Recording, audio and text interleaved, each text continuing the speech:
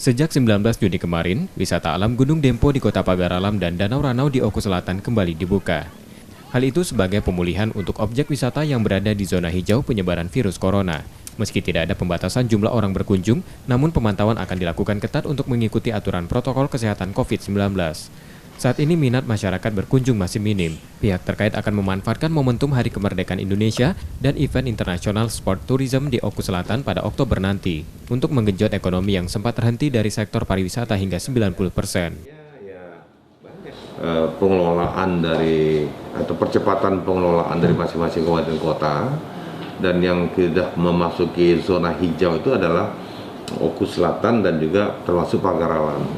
Dan kita tahu bahwa Pagar Alam ini dan juga Oku Selatan merupakan daerah yang memiliki potensi wisata alam yang cukup signifikan, cukup representatif ya.